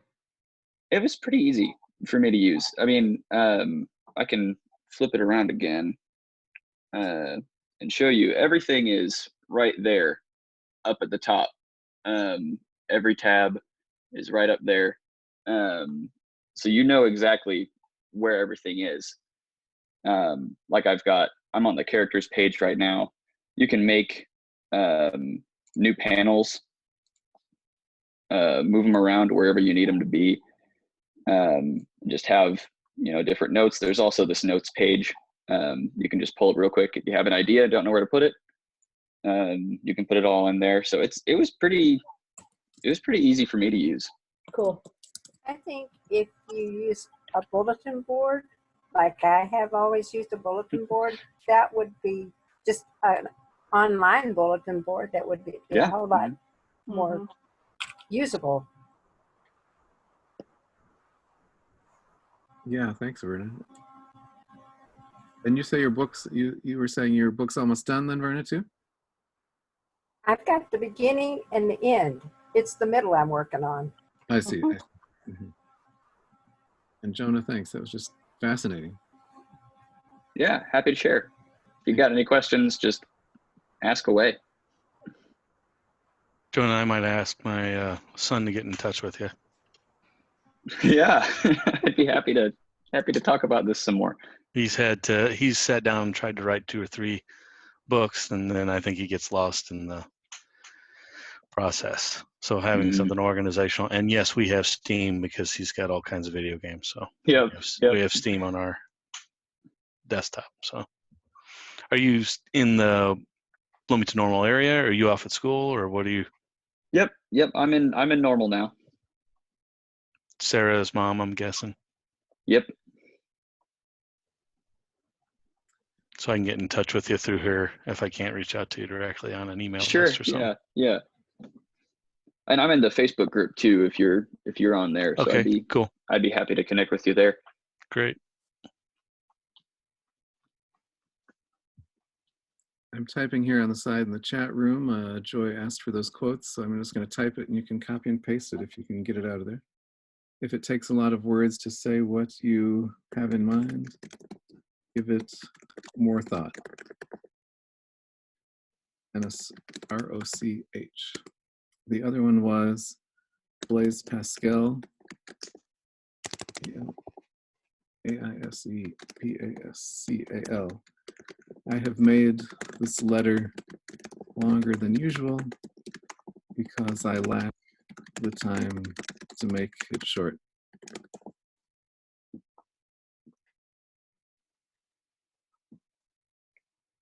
Great. Rudyard Kipling, I'll close with this quote and then we can pray. Words are, of course, the most powerful drug used by mankind. Words are, of course, the most powerful drug used by mankind. Rudyard Kipling wrote The Jungle Book and other stories like that. All right, would Say it someone one more like to time. take, I'm Say it sorry? one more time. Say it one more time. Words are Words the most are, powerful. of course, the most powerful drug used by mankind. Okay. I'm typing it. Eric, we're not seeing it in the chat, but if that's where you're typing it. Oh, I'm typing to Joy privately all this. All right. Well, lucky Joy. Lucky Joy. I'm going to copy and paste. Look at this. Everyone. And another. And another.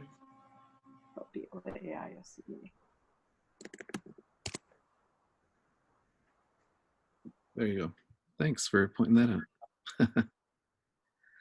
Mitch, since you spoke up, would you be willing to close us in prayer tonight? If not, I'll have someone else. You can pass. No, that's fine. Fawn's laughing at me, so I guess I better. Oh, okay. You want me to call on Fawn? I can call on her. No, she does that on Sundays with you in the family room. All right, let's go ahead. Thanks.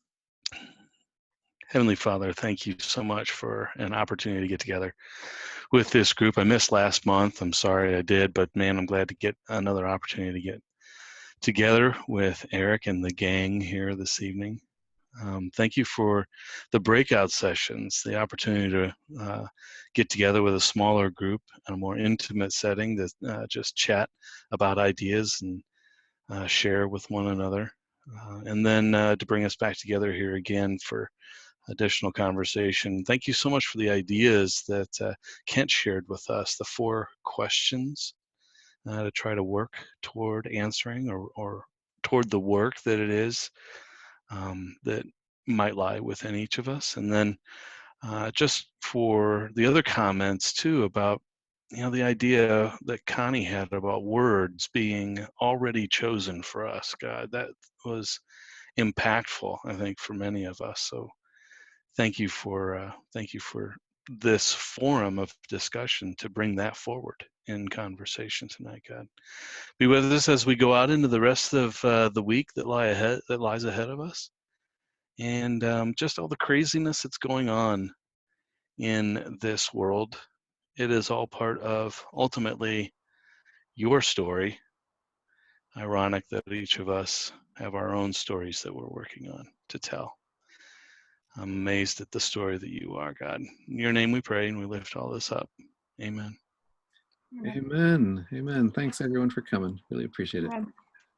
Thanks for being here. Yep. Sure. Thank you, Eric. Thank you very much. Thanks, Eric. Hang in there, everyone. Hold on, Eric. Hold on just a moment. Sure. I'm telling you what I just heard Mitch just say. I'm amazed at the story you are.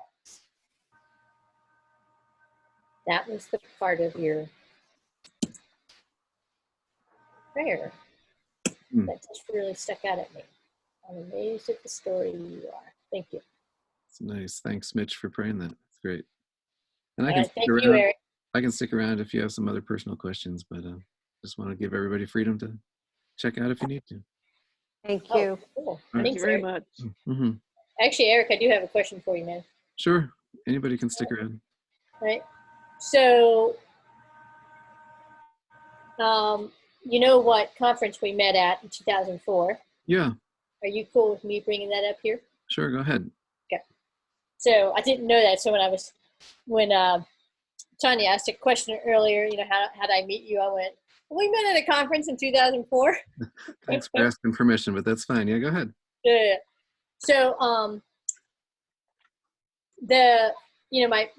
as I was sharing earlier about my memoir, Loved I Am, you know, I talk very plainly in there. There's, in fact, none of the abusers' names are in there or their identifying characteristics, right? Mm-hmm. Even though most of them are not even on this earth anymore. But I do talk very forthrightly about what occurred growing up, what I did as a young adult, even into my mid-30s, until I started recovery in my early to mid-30s. So, but as you well know, the amount of people who just don't believe change is possible, you know, and so I have a huge, actually I have a number of safe teams. So if I were to put them all on the same team, I have a lot of them, but I have like a mentoring team, a mentoring safe team, right? Mm-hmm. And then I have, so if I was going to put that on a wall, well, actually, like there's 6 people in this group right here. The top 4, although that's not how it's showing on my screen. If there's the top 4, those people pour into me. I have at least 3 more people that are also mentoring that pour into me. And then I have what I call like peers, a safe team of peers, my sisters. Mm-hmm. And then there are people I pour into, okay? But if you're thinking about when you wrote your other book, your little tiny one that I got in 2004, did you have pushback? What did you experience? How did you handle it? Is your other book that you mentioned earlier in this meeting, is it published yet? And if so, have you received pushback from that? Those are some of my questions. Yeah, great questions. And yes and no. I received pushback in the early editing phases, which was very helpful. Okay. And there were, some stories that they said, well, that's a little more detail than we need to know. And I appreciate And I appreciated that. And then I pulled back on some of those. And then there were others that were just riveted by it and said, wow, this is the kind of stuff we need to talk about more. Yeah, I think having a few safe people that you can really let them read it and really ask for their honest feedback. I gave the people full freedom to speak anything to me. I said, honestly, I don't know if this is helpful or not. I don't know if this is, how this sounds to other people. This is what happened. This was the real life. But, it's all in my brain, but how does this sound to the general public? And they gave me really good feedback. In fact, I with the 50 Shades of Grace, I don't remember if I shared this before. The What God Says about sex was very, I did have people cut certain things back. And honestly, looking back, they cut some things that I wish were still in the book. But they can be in future books, so that's all right. But I found out since that they had personal reasons why they didn't feel that was helpful for the general reader. And then I found out they were dealing in that same issue. And it's like, so you have to take you have to take a grain of salt with what people tell you. But with the 50 Shades of Grace, the first 2 people that read it thought it was incredible, wonderful, astounding. Just, we need to talk about these things. The 3rd person that read it was a cousin of mine, and she said, Eric, you cannot publish this ever. I cannot believe So I said, oh, okay, let me think, because I honestly didn't know if I should or not, and that's why I gave it to these people. I said, is this, what do you think of this? And so I expanded my group to 5 or 6 more people. Right. They gave me different feedback, then expanded to another dozen more, and eventually it got to about 100 people, because I said, man, I'm so confused here, whether this is like the most incredible book ever written, or if this is like the most disgusting, awful thing that should be thrown away and no one ever read it. But in the end, it was about 80% said absolutely publish it. People need to know that people change, and this is the only way you can tell them, if you take them into your head, into your thoughts, into your feelings. And I found that it was a book that read people more than a book people read. I'm making absolutely. Well said. Well said. As a matter of fact, that's actually, I didn't have that language, right? Yeah. But as you were describing these different people's reactions, and I'm going to call them reactions right now, like gut reactions, right? I'm like, well, that just tells me more about the person than it does about the book. It really did. It really told me a lot about their own history and thoughts and baggage and hang-ups and habits. And but it was also helpful because I think the book is very tasteful. And in the end, I pulled certain stories out and I changed a few things to make it a little better for the reader. But overall, 80% said, yeah, absolutely publish it. This is really great. 10% said, this is a little questionable. I'm a little uncomfortable at certain spots. And then 10% said, I don't think you should publish it at all. And so I published it under a pen name. I don't mind telling people that it's me, but it gave a little distance, a little safety. And for those people that it helps, it really, really helps them. Right. But there are some people, I tell people, I put a note on it before I offer it on Amazon and stuff. Read the first chapter. I offer it for free online. You can read it if you want. NicholasDeere.com. NicholasDeere, DEERE.com. And you can read the first chapter of it. And if you're good with the first chapter, the rest of the book's the same. If you're not good with the first chapter, you're not going to like the book. Just don't get it. Nice. Nice. So, did you say Nicholas DEAR? DEE. I just want to make sure it was a deer as in the animal.com. Yep. Okay. NICHOLAS. NICHOLAS. Yeah. And it's, but it took me, that took me 6 months or a year of just really getting people's honest feedback, changing things, fixing things, and then coming to a personal decision. Should I publish it or not? And, I'm making it sound worse than it ever is. I mean, some people have read it and I give this disclaimer and they're like, we kept waiting for something to happen. Right. I think I would be one of those like, okay, I don't know what you had a problem with here, but right. But other people say, wow, that really touched some deep spots in my life. And, when did it get published? 2015. Okay, and so since then, in the last 5 years, when I say pushback, I actually wasn't talking about the people you know. Oh, here I answered the wrong question this whole That's time. all right, but that's actually really good. It was really good to hear all that, just because it was like, because I ended up asking about 30 something people to read, and about 12 of them actually did. Okay. And but it was both men and women who gave me feedback, and the youngest was in their 20s and the oldest was in their 70s. Okay. So had a good spread there. But the people who have purchased your book, yes, have you gotten like people who don't change, I don't care what you say kind of pushback? I have not. No, it's astounding. I will say, and I don't know, God's protection on me, or I'm under the radar enough that, or I think it's just, I really do care about the reader. And I really, the whole book is about them. I didn't write this for me. I wrote this for them, and just to give people hope. And, it's probably been a handful of people over my 25 years of sharing my story, 30 years, that have ever flipped out about it in terms of, whatever coming against me. It's actually Christians who feel, anyway, it's Christians that sort of flip out a little more than anyone else. But the world is, they read it and they go, wow, there's hope. There's hope. Right. How do you, I want that same kind of hope. But and I understand why Christians would be concerned about it. Poor Verna, am I like throwing you totally off here with this conversation? No, I'm good. I'm listening and taking it all in and great, plotting how it's going to fit into my book. Okay, good. Now, are all of y'all up in Illinois besides me? I'm in Tallahassee, Florida.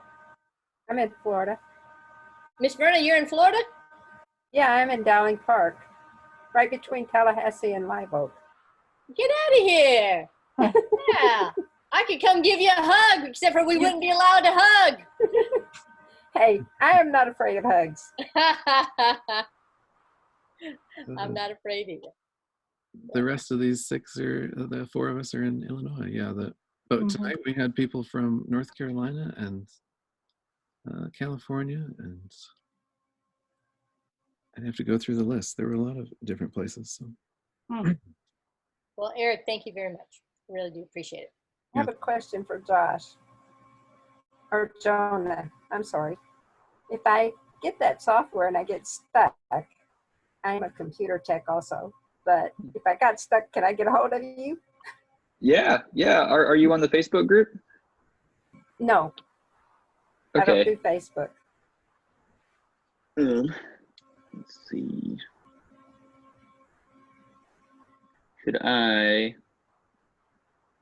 I could, let's see, maybe find the chat somewhere. Yeah, and just send you my email. Okay. Do you see the chat room on the side, Verna, too? Yeah. You're a computer tech, Verna? Yes. Great. I work in a retirement village, pretty much taking care of senior citizens' computers. All right. And I train people in Word and Excel. And All right, there we go. Verna, you're rocking and rolling. I think that's way exciting. Enjoy it. Great. Tanya had a question too. I'm scrolling back through the chat, where you would want to post your poem if you could. Do you want to post it just for the five of us here with you, or do you want to post it in Facebook later? Which poem? This is Tanya actually is writing Oh, poems. Tanya. I thought you said Connie. Okay, sorry. Sorry, that was close. Can I read it to you? Oh, that'd be great. Oh, yeah. Okay. It's called Corona, which in Latin means crown. I woke up this morning, crown on my head, living for my agenda, breathing yet dead. Too busy to consider how my life had gone astray, from his plans to my plans of striving every day. Gotta hustle faster to make it all line up, get all my ducks in a row so I can fill my own cup. But when I fail yet again to hit the mark of my ambition, I have to admit my crown has slipped. I don't need better, faster, I need contrition. God forgive me for taking the crown which belongs alone to you. I lay my crown down. I surrender control, not my will but yours. In losing my life is found, yielding to Christ my heart's cure. In divine succor I rest, but I awaken the next day. The crown back on my head I find to my dismay. I am infected by the coronavirus, the sin sickness of self-determination. God accepts my repentance once again and receives me with grace, not condemnation. Apart from Christ, I cannot escape the certain death of my corona. He breaks the cycle with a crown of thorns, his blood cleansing sin's foul aroma. As I lay my crown back at Jesus' feet, every day I'm dying 1,000 little deaths, dying to self and my sin sickness, his spirit, my life's breath. That's good. Wow. Wow is right. Girl, are you on Facebook and are you going to publish that? I'm serious. You should post that right now anywhere you can. Yeah. I think I don't know where. Yeah. I told you the other day when I talked to you, I was like, I just don't know where to post these things. Yeah. Do you have just a Facebook page personally? Yeah. Oh, put it there. Yeah, absolutely. It'll get shared. It will get shared. Uh-huh. If you put it in our Facebook group too, and I'm guessing you know Ben Miller from. Yes, his message from Influence has just stuck with me. His what he said was like the most powerful thing that has just stuck with me, and that was part of my inspiration. I could see that in there, and I think you should send it to Ben. I was going to send it to Ben. Definitely send it to Ben, and I just love it. Yeah, if you'll post it in the Facebook group, or is it typed out somewhere? Yeah, I have it in my my Google. Okay. Yeah. I was gonna say, if you want to email it to me too, that would be wonderful. If you don't mind me posting it somewhere on on my Facebook, even just say, I wrote this poem. I'm joking. I'll put your name on it, obviously, but or if you if you share it on your page, I'll share it with people. I'd love to. Okay. I think it's timely and it's perfect, and you ought to get it out as soon as you can. I don't know, Connie, was there anything you would even, I'm going to ask for critique here, but anything you would even change about it? Connie's a poet, but But before she publishes it, is there anything that? There's nothing I would change in the message, but there's some rhythm words that I would change.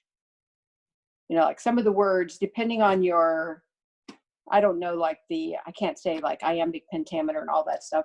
I just write so that the rhythm of the poem and the rhyme, you know, comes out. And there's a few places where, as I was listening, I thought you could use this word instead of that word because the rhythm of the poem carries through better. That would be my only thought. And yeah, I had some trouble with that in some places. Yeah, but you know, like, go ahead. And there maybe you and Connie would even want to talk just a little bit. It's nice to get a little bit of editing just because, and then you can make it even better and then post it, you know, in a day or two after you sit on it. But I always think editing is helpful if you have someone who's skilled. And yeah, Connie writes a lot of poetry, so maybe you guys could touch base somehow. Connie, how can I contact you? Yeah, do you want my email? Can you type it? Can I type it? Yeah, on the chat. Let me see. How do what do I touch to do that? Chat. Are you on a phone? Share? Do I have to do, what do I do? Share content? No, it's a chat button. Okay, where's that? I actually just found your email here. I can share it if you want. Oh, here's chat.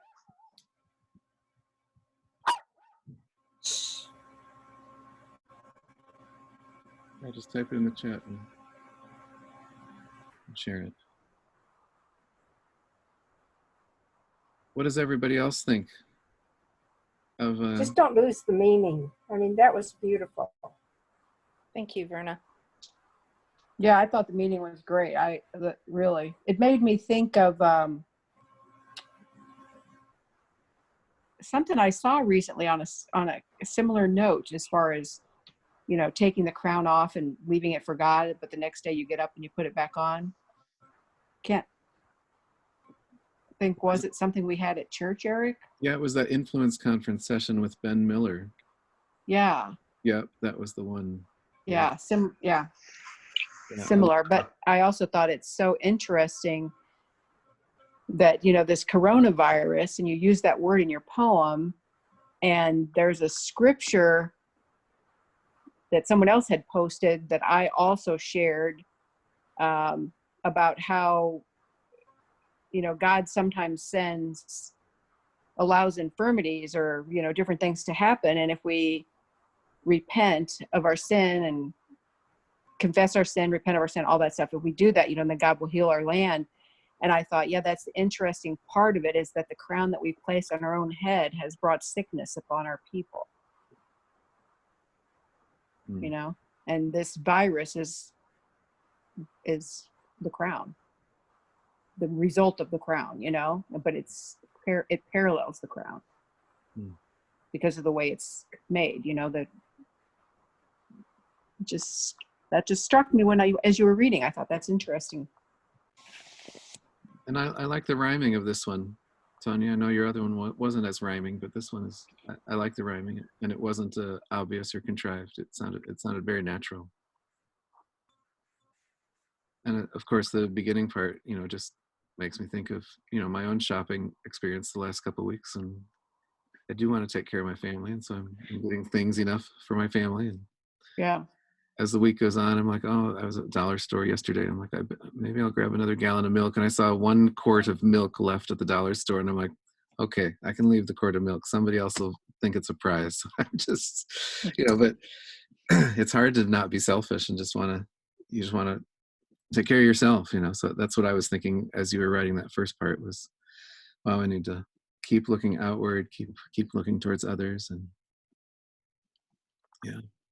It's interesting to me. Toilet paper. Go ahead. I was just going to say, toilet paper has become a hot commodity. Mm-hmm.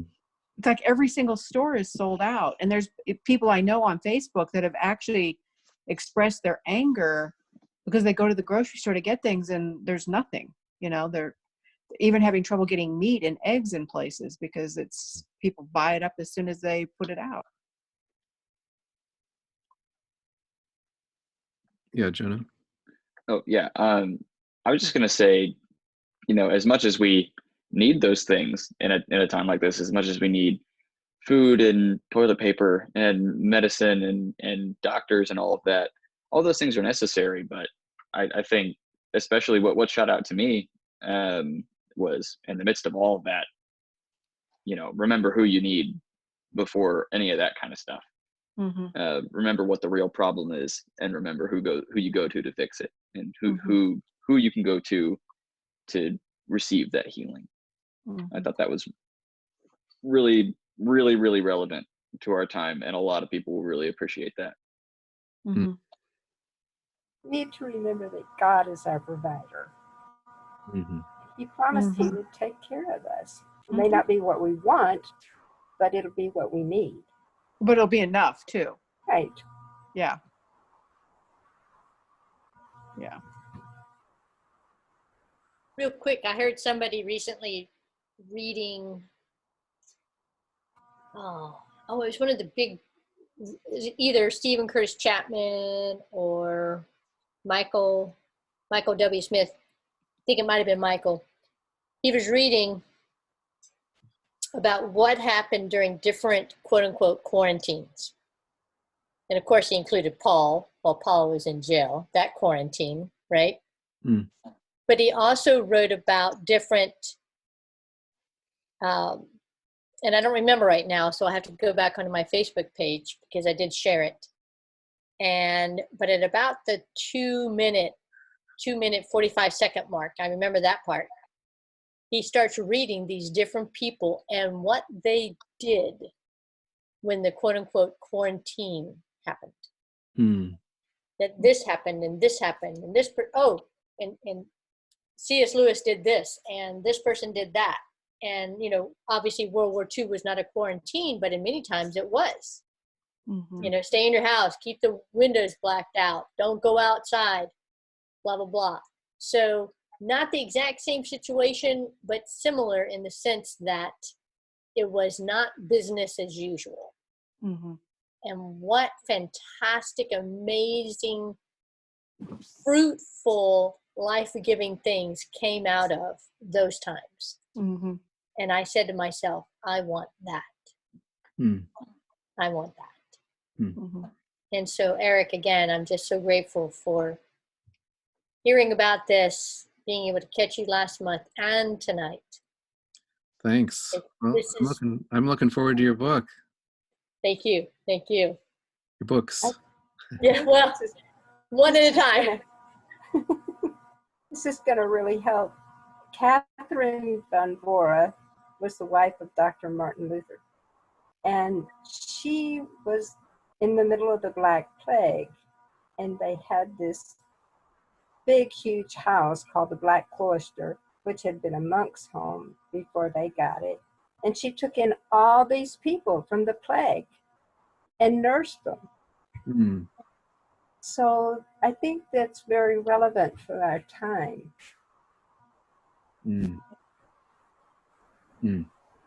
Yeah, I'm a nurse, and so this whole, it doesn't really scare me. I don't really feel afraid of the virus situation at all because I look at the statistics and I read the articles and all this. But every time I say that to anyone, you should be scared. You need to, they say all these things. You should be, and I'm sitting here and I'm thinking, no, the point is God protects us, first of all. And second, because I'm a nurse working in the medical field, I have a different perspective on things like that than, people who aren't in the medical field. And also, if you read the articles and you read the statistics on this particular virus, it's like, yeah, there are people who are getting very sick. There are people who are dying. There's far more people dying of the flu. I mean, people already know, this information's out there. But what's happening as a result of it is that, so many people are actually getting panic-stricken and paranoid about, not having enough, getting too close to someone, breathing the air that somebody else, breathed, or you touched your face in front of me and now I can't be near you, or, things like that. And I'm just sitting here thinking, what has gotten into people that they can't actually grasp the reality of all of this? There's things going on behind the scenes that are far far more, what's the word? I don't even know the best word to use. They're going to be far more long lasting on society than this particular quarantine and this virus. You know, the ramifications of all that's happening in the world. If you read, like, even in Champaign County, the mayor of Champaign County now has signed, and it's been voted unanimous vote on the board and signed into law, basically, that she has the right to do whatever she wants to. Do whatever she wants in that city, seize property, take whatever. I mean, just like martial law, take over. I mean, you know, and that's the part that gets me a little bit unnerved, because I sit back and think, you know, this virus thing is not the issue. It's a whole lot of other stuff that's going on behind the scenes, you know. And probably that's the heart of Tanya's poem too. It's what's going on in our hearts. And yeah, exactly. Yeah.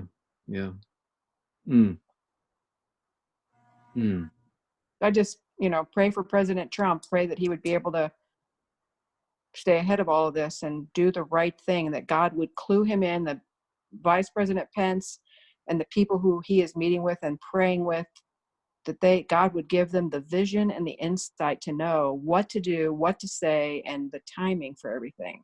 You know? I've had opportunity as I've gone about outside. I have COPD, and this does not scare me. My COPD doesn't scare me.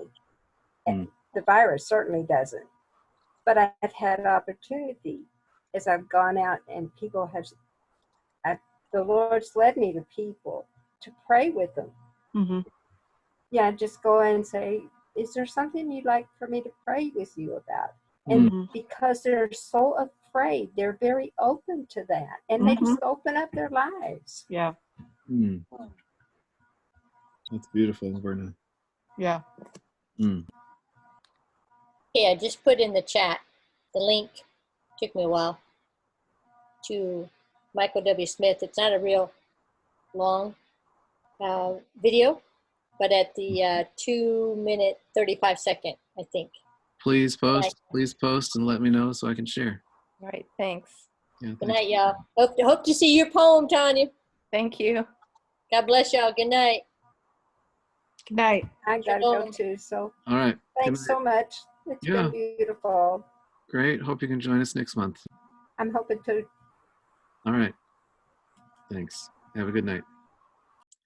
Thanks for watching, and I hope that you'll subscribe to our YouTube channel so that you can see more of these videos, and I hope that you'll comment on them. Just let us know what you think. Thanks. Bye-bye.